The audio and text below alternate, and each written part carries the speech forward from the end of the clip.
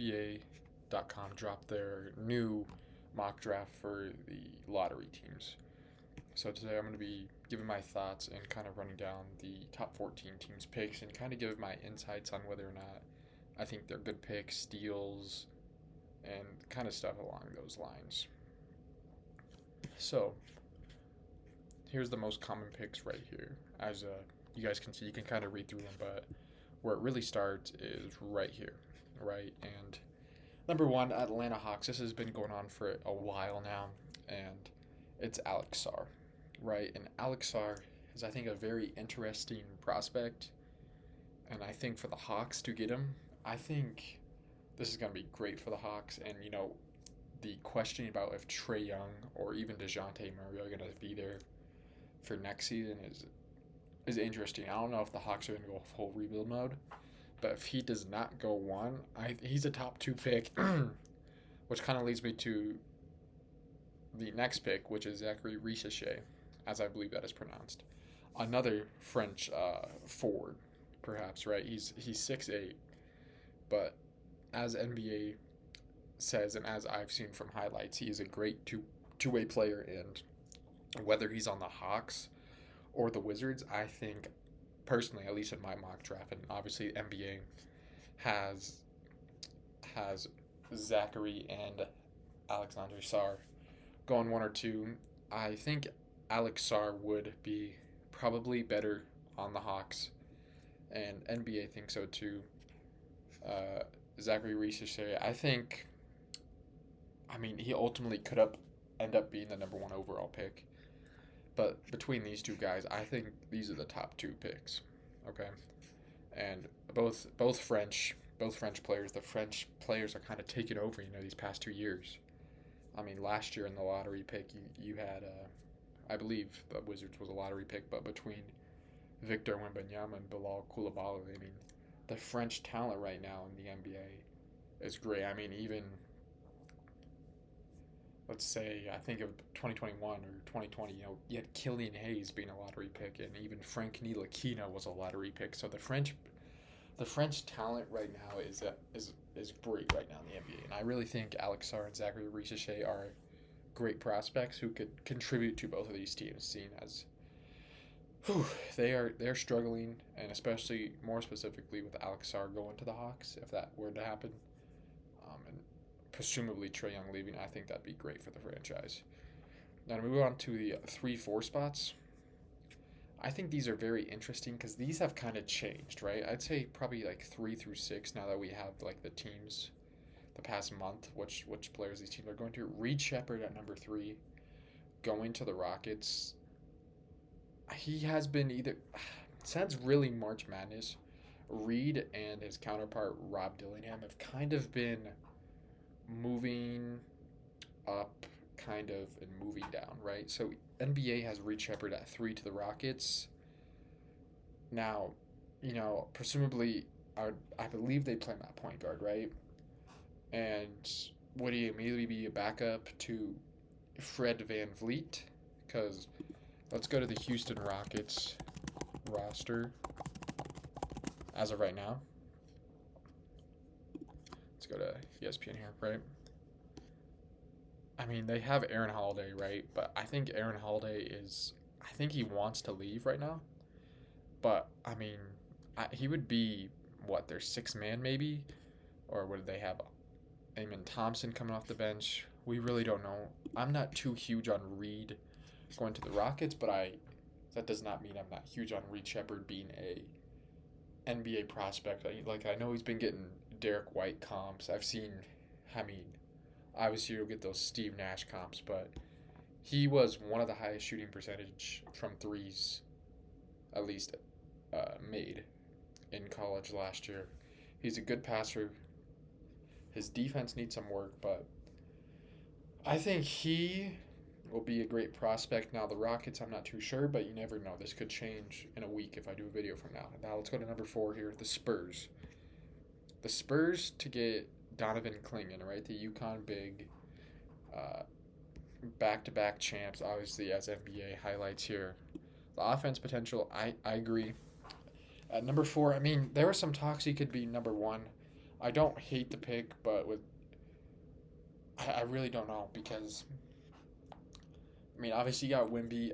Is We don't know if Jeremy Sohan is staying because according to the Spurs, the only two untouchables on the team are Devin Vassell and Wimby. So I don't know if the Spurs would want to try to get another big seat, but if I would honestly switch these picks right here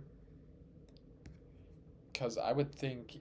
So my idea here is the Spurs should get a guard, right? A younger guard to run with Wimby.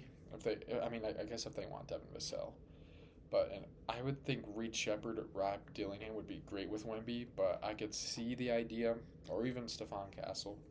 So I'm gonna get this like a C grade right here. I don't love it. I think there's definitely some better options, right? So let's go on to number 5, Stefan Castle, Pistons, right? So this almost is like he's a really good shooter, right? He's a great guard.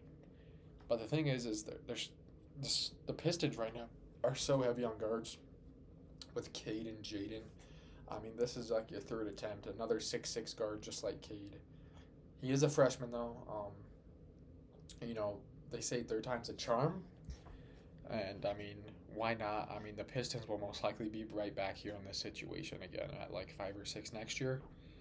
Now that may seem what I'm saying like wow, like you're just gonna say this team's just gonna end up right back here. Well, if we miss, we'll just be right back here again. But that's honestly how it's been feeling for the Pistons the past, I don't know, 5 years or so, ever since Blake Griffin left. It just seems like the Pistons franchise is, to be honest, in shambles. But I do like Stephon Castle. I liked Cade Cunningham. I like Jaden Ivey. We'll have to see. I mean, I like Asar Thompson. I like Jalen Duren.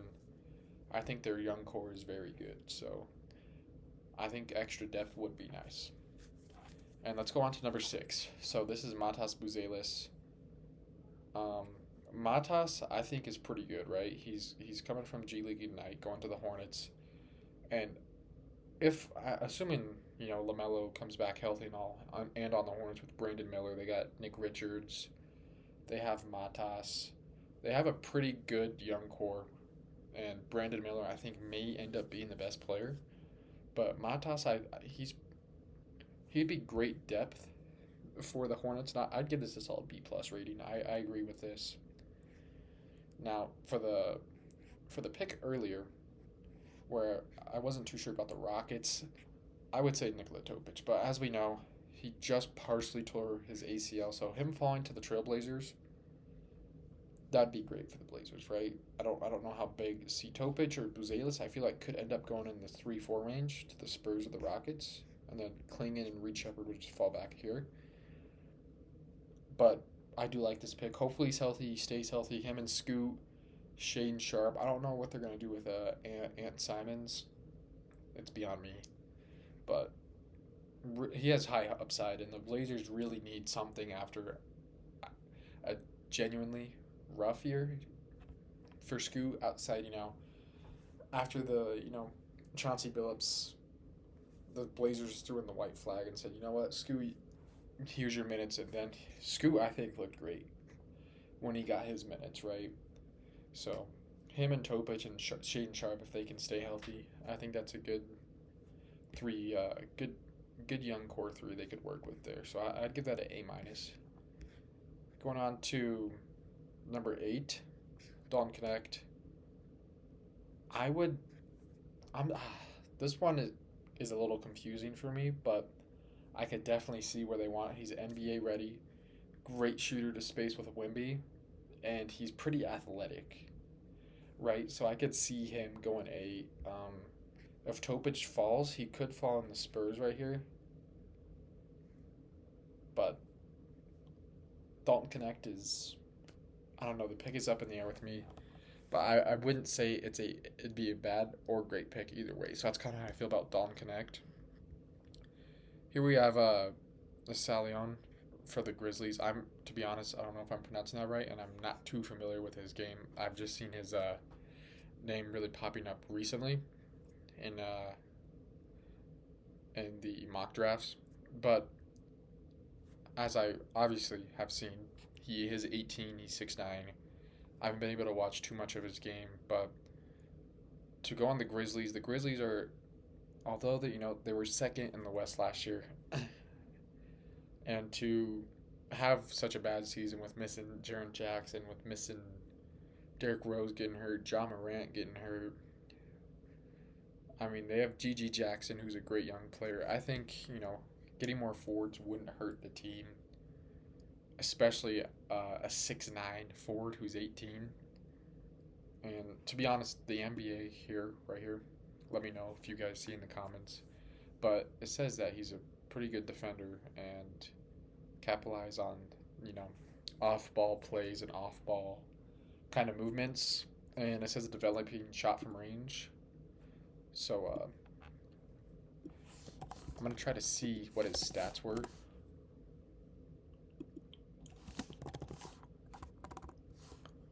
Here, so I mean, once again, like another French player, but so it looks like 32%, 36%. So I mean, those are pretty decent numbers. He's 18, but um this could be very well still of a draft whoever gets him. But to be fair, I don't know too much about him. So if anybody would like to inform me how what a pro comparison would be, or kind of what his role could be, or his upside could be, let me know. So for this, I'm not going to give a rating since I'm not too familiar. Now let's go to Rob Dillingham. Going to the Jazz here, 10. I thought he would be going earlier. To be honest, I thought he was going to be where Reed Shepard or Donovan Clingan were, being either paired with Alperen Sengun and Jalen Green, or being paired with Victor Wembanyama, Jeremy Sohan, and Devin Vassell. But they have him going to the Utah Jazz. And the Utah Jazz are a great young team. They got Bryce Sensabaugh. They have Lauri Markkanen, maybe. I don't. There's been some rumors.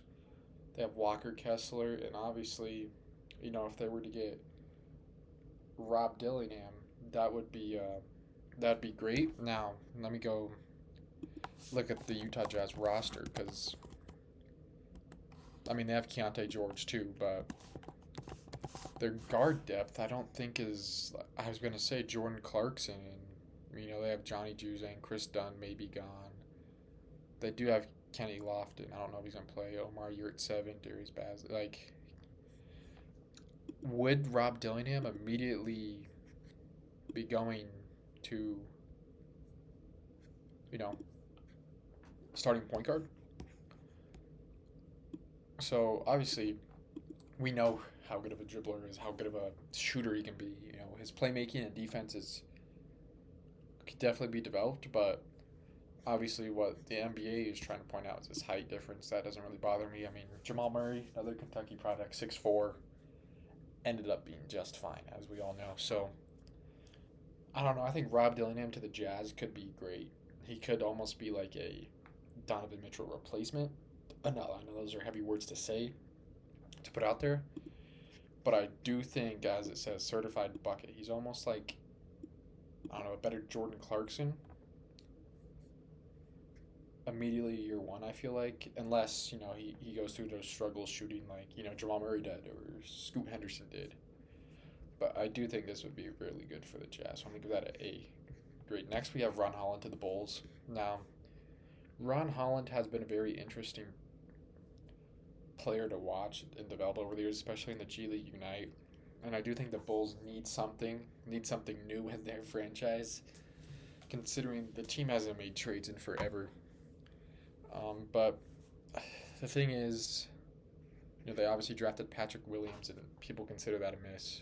Kobe White, people considered it a miss, but now look at him. So I think Ron Holland's definitely a project for the team. And, he's 6'6".